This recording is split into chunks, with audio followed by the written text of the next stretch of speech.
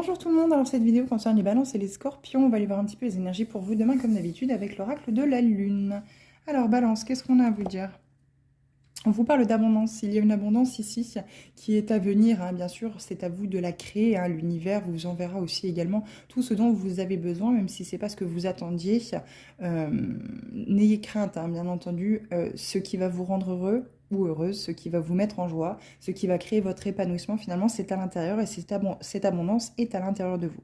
C'est à vous de savoir ce qui vous fait envie, ce qui vous fait plaisir, ce dont vous avez besoin. Si vous avez besoin de temps de calme, ou c'est que vous avez besoin de vous retrouver seul, n'hésitez pas à le communiquer aux personnes qui vous entourent, que ce soit votre partenaire, vos enfants, etc. etc.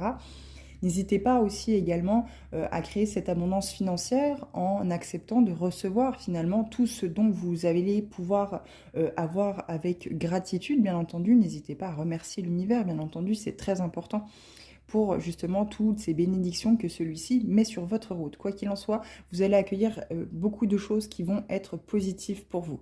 Faites attention malgré tout avec cette ruse, cette malhonnêteté, hein, elle a un renard dans les bras. C'est peut-être par rapport soit aux personnes qui sont autour de vous qui peuvent être toxiques, mais on peut également avec le renard parler de travail, hein. Et peut-être qu'avec un travail acharné, les balances, vous avez enfin réussi à créer votre abondance et à savoir justement comment l'attirer à vous. Scorpion.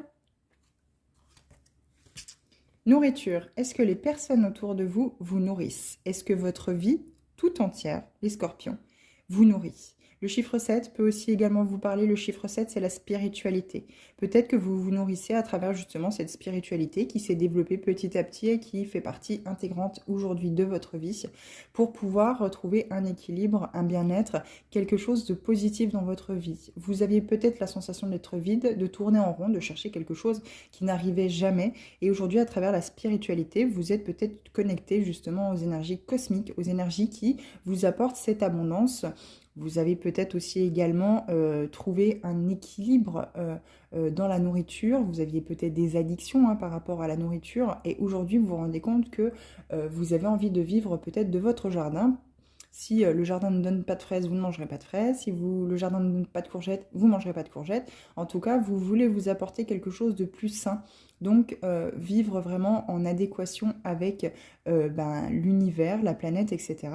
Mais voilà, cette nourriture, c'est vraiment aussi les personnes qui vous entourent, hein, les situations. Est-ce que celles-ci vous nourrissent ou est-ce que celles-ci sont devenues des zones de confort, des habitudes et auquel cas elles ne vous apportent ni joie ni bonheur et il faut y remédier parce que c'est très important de se sentir épanoui dans tout ce qui nous entoure.